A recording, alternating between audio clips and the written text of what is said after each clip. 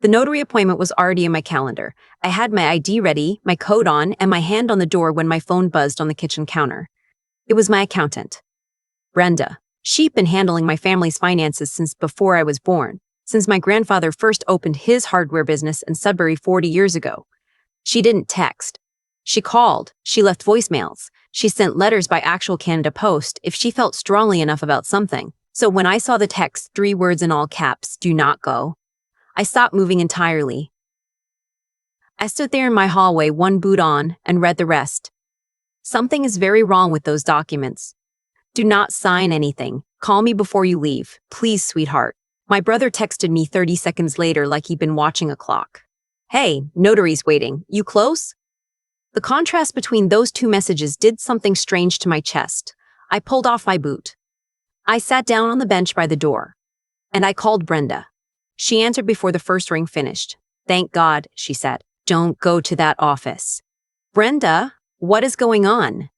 "The property transfer documents your brother had prepared. I got a copy this morning from the estate lawyer, which I should have received weeks ago, but that's another conversation."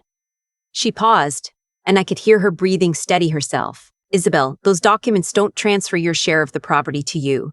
They transfer full ownership to him, all of it. The hardware store, the Sudbury property, the vacation land in the Coworths. If you sign those today, you sign away everything your grandfather left you." I didn't speak. "There's more," she said. "The estate lawyer who prepared them. He's not the one your grandfather used. Someone hired a different firm. Someone who knew your grandfather was sick for the last 2 years and started preparing for this long before he passed."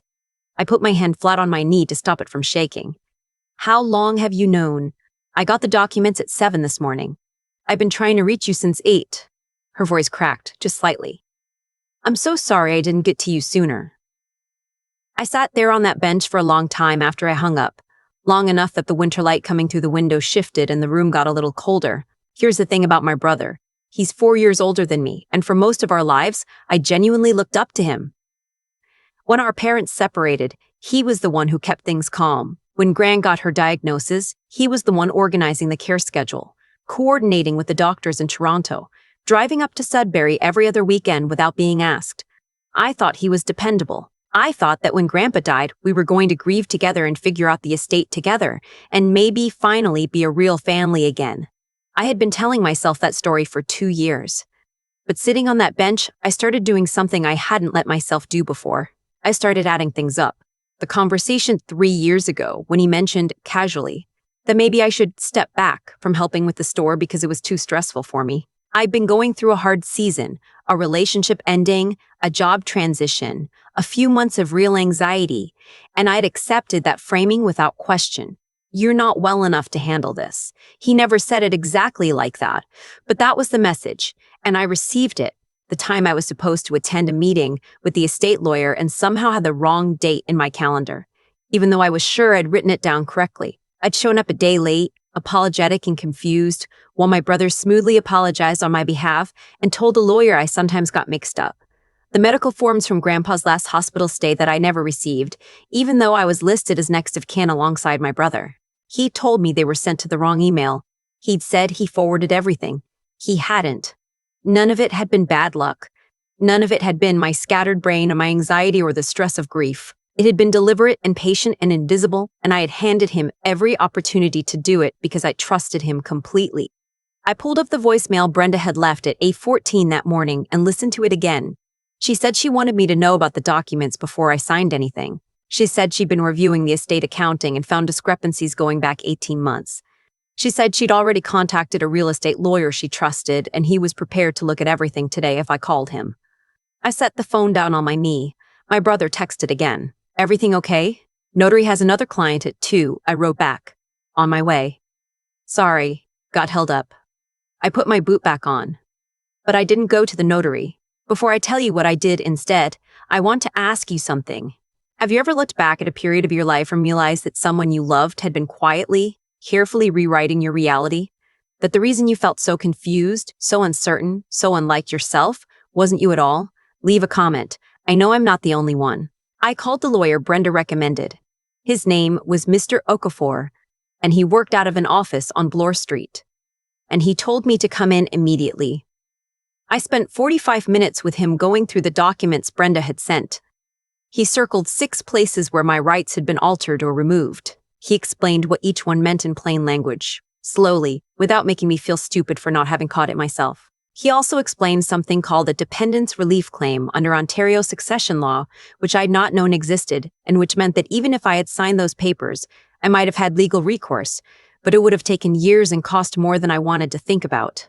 Your brother was betting on you not knowing your options, Mr. Okafor said. He wasn't unkind about it, he was just direct. And he was betting on moving fast enough that you wouldn't have time to find out. I asked him how Brenda had gotten a copy of the documents that morning. He looked at me over his glasses. She told me she has a contact at the estate firm, someone who was uncomfortable with the way this file was being handled, and sent her the documents anonymously. Someone inside had second thoughts. I didn't know who. I still don't. But I think about them sometimes. I left Mr. Okafor's office with a folder of counter documents and a plan. Here's what I knew. If I didn't show up to that notary appointment, my brother would get suspicious and change his approach. He might move the documents to a different firm, find a different moment, a different angle. I needed this to end today, not because I was angry, though I was in a way that felt very quiet and very old, like something I'd been carrying for years without naming it, but because if I let him regroup, he would try again. He was patient. He had proven that. So I called my brother back. Sorry, I said. My car wouldn't start. I took the TTC. I can still make it if the notary can push 15 minutes. Of course, he said, and his voice was warm and relieved in a way that turned my stomach. I'll let her know. Drive safe. I took the TTC, I had said. He didn't catch it. I just said my car wouldn't start, and then said drive safe. He wasn't really listening to me. He never had been. I made one more call before I got on the subway. My cousin Petra. She was 22, in her second year at U of T, and she'd spent school breaks helping at the hardware store since she was 14. She loved my grandfather the way I did, not because he was perfect, but because he was honest, and he always treated people like they were worth his full attention. She was also the only other person in our family who had been paying close attention to my brother's management of the estate. Petra, I said, I need you to do something, and I need you to do it in the next hour. She was quiet for a second. Is this about the store? Yes. I knew something was wrong, she said. I've known for months. What do you need? The ledger books from the back office. The physical ones, not the digital files. Grandpa kept records going back to 2004, paper copies, in the filing cabinet behind the front desk. I took a breath. My brother cleared out the office last month. But he doesn't know Grandpa moved that cabinet to the storage unit on Lorne Street 2 years ago. I need you to go there and photograph everything, every page, today. Silence. Then, the key is still on the hook behind the cash register. I know. Okay, she said. Her voice had gone steady and low. I'm already putting on my jacket. Delete this call when we hang up. Isabel. She paused. He's really been doing this to you, hasn't he? It wasn't a question. Go. I said. I'll explain everything tonight. I hung up and walked down into the subway. The Bloor line was packed, the way it always is in January when nobody wants to stand outside waiting. I stood in the middle of the car, holding the overhead bar, watching the overhead bar, watching the dark tunnel scroll past the windows. And I did not feel afraid. I felt the way I imagine you feel before you hand in your resignation after a long time at a job that was slowly making you smaller. Not happy exactly, but clear. The notary's office was on Adelaide, a short walk from Union. It was a small firm, professional-looking, with a receptionist who smiled and offered me water and told me my brother was already in the meeting room. He stood up when I came in. He was wearing the same jacket he always wore to anything he wanted to seem serious about. Navy blue, well-fitted, the one he'd worn to Grandpa's funeral. He hugged me. I let him. I was starting to worry, he said. I'm here, I said. I'm here, I said. The notary was a middle-aged woman with reading glasses on a chain around her neck. She set the documents in front of me and explained where I needed to sign, and she was professional and thorough and had no reason to suspect anything was wrong. I felt a small, sharp guilt about involving her in this. I looked at the documents. I looked at my brother. He'd arranged his face into something gentle and patient and slightly sad, the expression of someone doing an unpleasant but necessary thing. I had seen that expression before. I had trusted it before. Before I sign, I said, I want to make sure we're looking at the correct version of these documents. Of course, he said. That's the final draft. The one the estate lawyer approved. Which estate lawyer? A small pause. Almost invisible. Fenwick and Associates. Fenwick and Associates. We talked about this. We talked about Grandpa's lawyer, I said. Kowalski and Partners, the firm he used for 30 years. These documents weren't prepared by them. The notary looked up. Isabel. My brother's voice was still patient, but something had shifted just beneath the surface. The way ice sounds different when it's starting to give. This is the updated firm. Kowalski retired. We needed someone current. Mr. Kowalski didn't retire, I said. I called his office this morning. He's very much still practicing. He also told me he was never informed that the estate had changed legal representation. I opened my bag and set Mr. Okafor's counter documents on the table. He was also quite interested to learn about these. The silence in that room was very complete. I placed a second document beside the first one. This is a summary prepared by my accountant and my legal counsel of the discrepancies between the documents you brought today and my grandfather's actual will, which I obtained a certified copy of this morning from the courthouse on University Avenue. I looked at the notary. I'd like to request that we pause the signing until this has been reviewed. The notary had stopped smiling. She was reading the document in front of her with the focused attention of someone who has just realized the ground is not where she thought it was. My brother pushed back from the table. This is ridiculous. You're making a scene over nothing? The hardware store alone has been assessed at just under $2 million, I said, keeping my voice level. The Coworth's property is another $400,000. I'm making a scene over $2.4 million and the last 40 years of a man's work. I looked at him directly. I don't think that's nothing. He stood up. I'm not doing this right now. You don't have to, I said. Mr. Okafor is filing an application with the Ontario Superior Court this afternoon to freeze the estate assets pending a full review. You don't have to do anything, but the documents won't be moving anywhere until that review is complete. He left. He actually left, walked out of the room, out of the office, into the January cold. I heard the street door open and close. The notary looked at me. Are you all right? Yes, I said, and I meant it, which surprised me a little. I sat in the lobby for a few minutes after, just to let the adrenaline settle. Petra called while I was sitting there. She had photographed 46 pages of ledger records going back to 2019, including handwritten annotations in my grandfather's handwriting that appeared to show my brother withdrawing funds from the business account without authorization. She'd already emailed the photos to Brenda and Mr. Okafor. Did it work? She asked. Yes. Is he going to try something else? I thought about that for a moment. He might. But it'll be a lot harder now. I looked out the window at the street, gray and cold and ordinary and mine. Come over tonight. I'll make dinner. The estate review took 4 months. The court-appointed administrator found that my brother had made unauthorized withdrawals totaling a little over $80,000 from the business account over 3 years. He'd also filed a false power of attorney document, one that named him as sole executor, using a copy of Grandpa's signature from an old letter.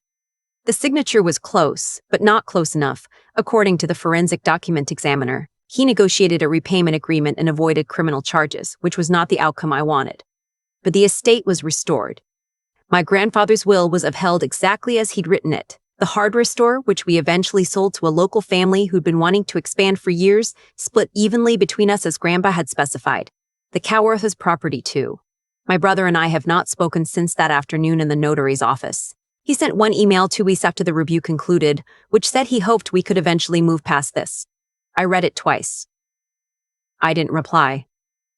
Petra is managing the final estate paperwork with Brenda now. She wants to go into law. I told her she'd be very good at it, and I meant that too. Brenda retired in the spring. At her retirement lunch, she told me that when she got those documents at 7 in the morning, she'd sat at her kitchen table for a full hour before she texted me because she was afraid she was wrong, afraid she was misreading something, afraid of the damage it would do if she pointed a finger at my brother and turned out to be mistaken. I almost talked myself out of it, she said. She was stirring her coffee, not looking at me. I almost decided it wasn't my place. I thought about what would have happened if she had. Sometimes the people who protect you don't make a dramatic entrance. Sometimes they just send a text at the right moment and pray you read it before you put your boot on and walk out the door. For the first time in longer than I can remember, I own my decisions completely. The confusion I carried for years, the self-doubt, the quiet sense that I couldn't trust my own memory, my own judgment, my own grip on events. It's mostly gone now. I know where it came from. I know it wasn't mine. You can grieve someone who is still alive. You can love the version of a person you thought they were, and mourn it and still be glad you finally saw clearly. Both things are true at once. That's not a contradiction. It's just what it costs, sometimes, to get your life back. I keep coming back to that hour Brenda spent sitting at her kitchen table before she texted me. The documents were right in front of her. The truth was right there. And she almost talked herself out of saying anything. That hour matters to me more than almost anything else in this story. Because what she did, finally deciding to send that text, deciding that being wrong was a risk worth taking, that was the whole thing. That was the moment the outcome changed. Not the courtroom, not the forensic examiner, not the frozen estate assets. One person choosing to do the right thing even when it cost her something. That's where it started. I've thought a lot about why my brother believed he could pull this off. And I think the honest answer is that he had watched me doubt myself for years, and he had helped that doubt along, carefully, and eventually, he mistook my uncertainty for permanent. He thought confusion was the same as weakness. He thought that because he had managed to make me question my own memory, I would never be able to organize what I actually knew into something that could stop him. He was wrong about that. But I understand why he thought it. I believed it too for a while. What I know now is that clarity isn't something you either have or you don't. It's something you rebuild, slowly, by starting to trust the evidence in front of you instead of the story someone else keeps insisting is true. Petra had been watching the numbers at the store for months and trusting what she saw. Brenda had been doing the same thing with the estate accounts. They didn't talk themselves out of what they knew. That's a kind of courage that doesn't get named very often. The courage to trust your own understanding of a situation when someone with more authority keeps telling you you're wrong.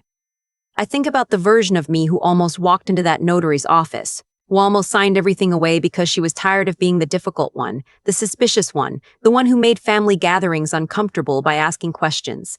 I had spent so long trying to be easy to love that I had nearly made myself easy to rob. What protected me in the end wasn't anger. It wasn't even strategy, not at first. It was the people around me who refused to look away from what was true. And then it was me deciding to do the same thing. To stop explaining away the evidence. To stop being so afraid of being wrong that I never acted on what I actually knew. There's a kind of integrity that has nothing to do with grand gestures. It's just the daily decision to see things accurately, to say what you see, and to act accordingly, even when it's inconvenient, even when it costs you something, even when the person you're calling out is someone you used to love. Brenda had it. Petra had it. I had to find it in myself, later than I should have. The estate is settled now. The store is in good hands. Petra's in her third year of law school. And I've stopped apologizing for knowing what I know.